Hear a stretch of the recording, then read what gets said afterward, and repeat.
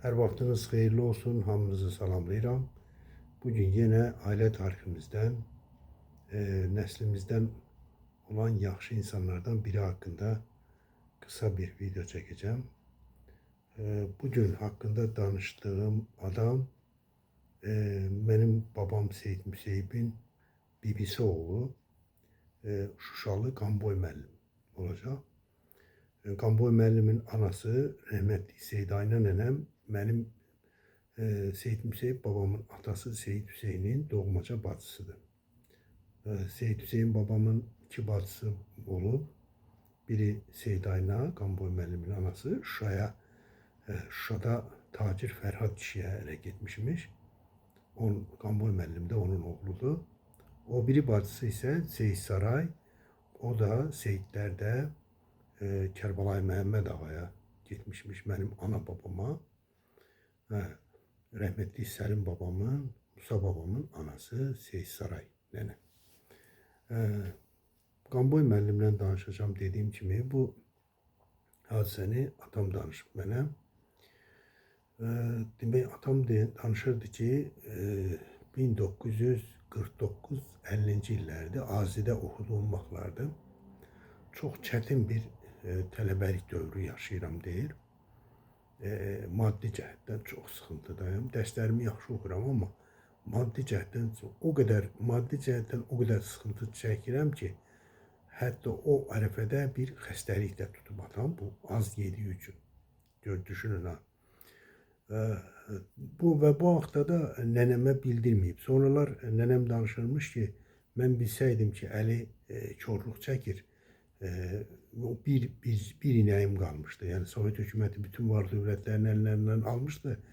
Bir inəyim qalmışdı. Deyir, onu da satardım. Mən özüm deyir, otla, cəngəllə dolanardım, amma əlini oxutturardım.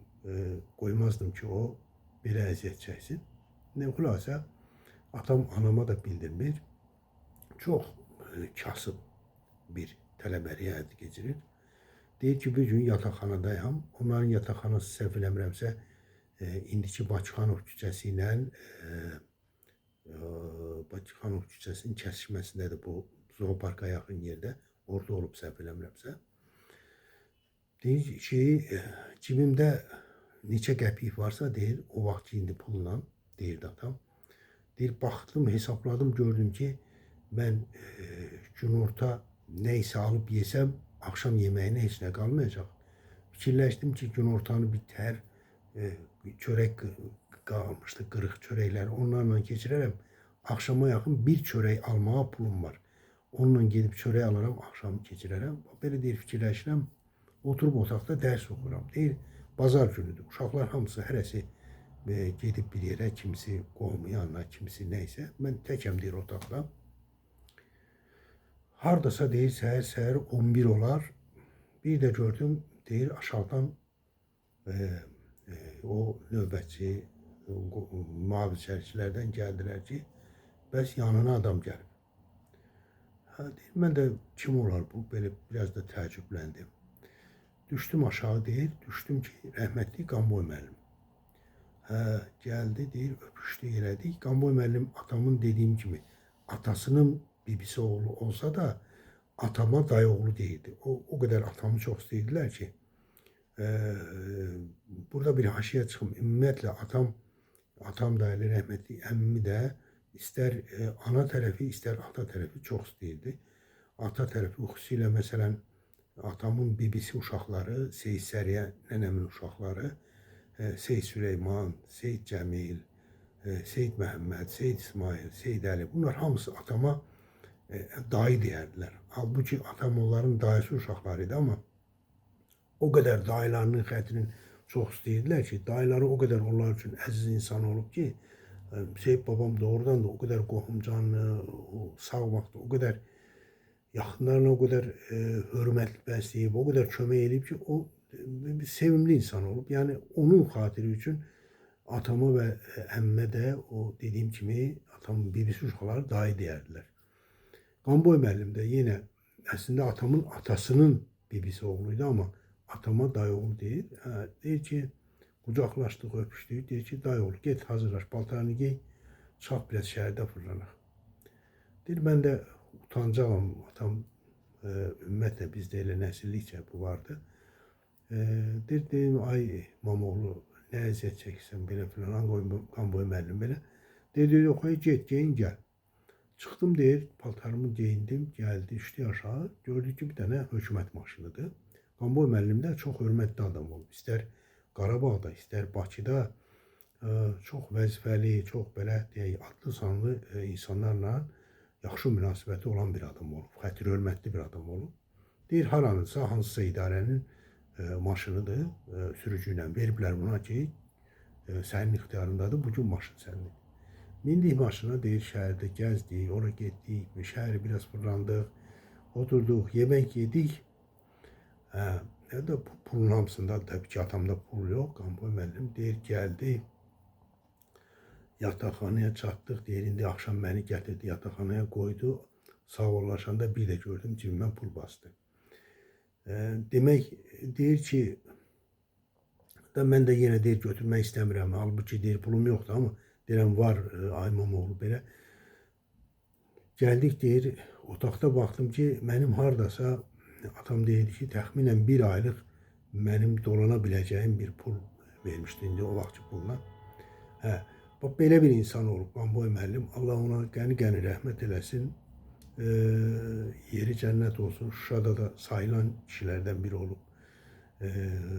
Evləri də Şuşada lap mərkəzdə, bazarın yanındaydı.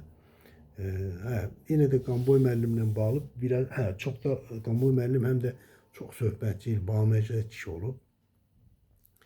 Çox maraqlı, belə duzlu məzəli əhvalatlar da danışılmış. Onun bir əhvalatını, atama danışdığı bir əhvalatı indi nəql edəcəm. Bu biraz gülməli olacaq, gülək biraz.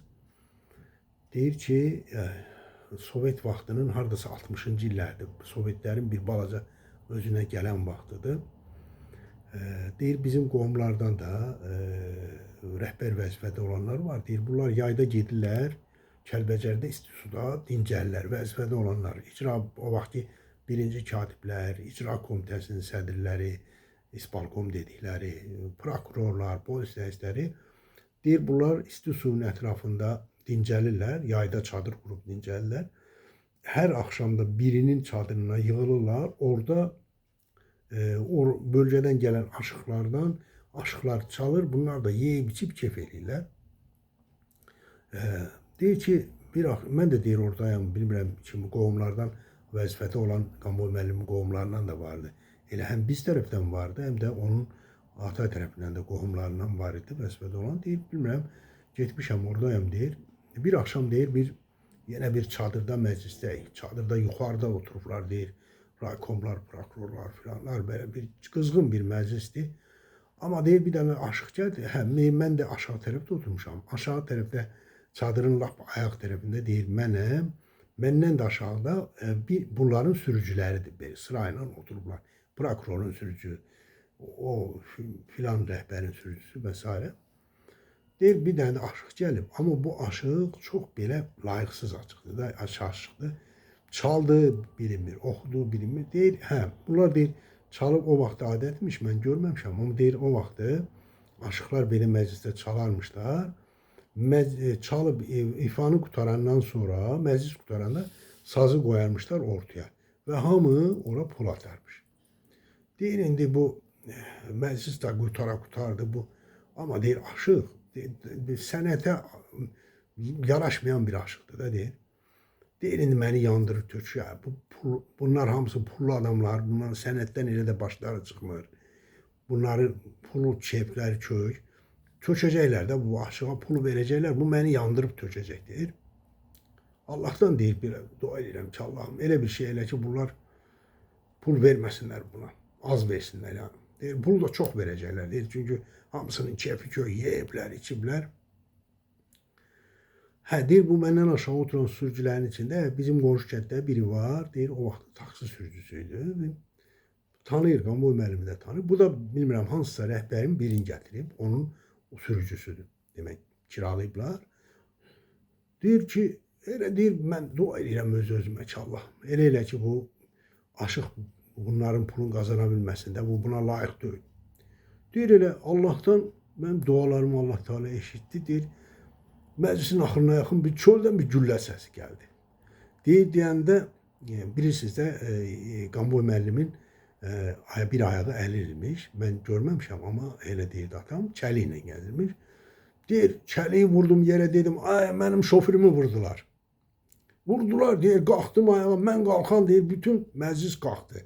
Bu aşağı heç kim pul vermədi. Məclis dağıldı, hamı çıxıb, indi çıxmışıq çadıra, deyir, istusunun o yamacı ilə üzü aşağı, güllə aşağı tərəfdə atırıb, deyir, güllə hamı qaçır. Deyir, bu bizim qonşu kətdəki bu taksi şoförü də qaçır. Deyir, yanımdan qaçır, deyir, mən adın deyir, hə filan gəl, sən hara qaçırsan? Deyir, görmədin, kişinin şoförünü verdiler. Dedim, hə, bədbax oğlu, mənim şoförüm var, mənim maşınım var ki, şoförüm də ola. O mənimdir. Deyir, ahayı düz deyirsən, valla deyir. Deyir, bax, belə gülməli bir əhvalat danışmışdı. Qanboy müəllim atama özü danışmışdı. Allah rəhmət eləsin. Çox baməzə kişi olub. Bax, bugün bu qısa söhbətimdə Qanboy müəllimi rəhmətlə xatırladım. Bizim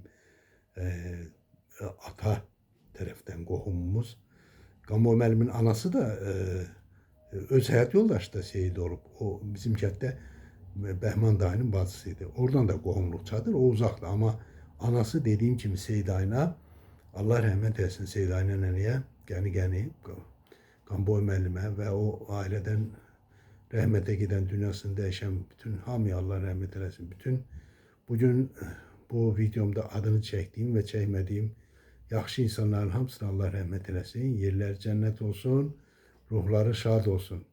Tariximizdən, ailə tariximizdən bildiyim maraqlı əhvalatları sizinlə paylaşmağa davam edəcəm imkan düşdükcə. İnşallah yenə də sizlərlə görüşəcəyik. Allah'a emanet olun.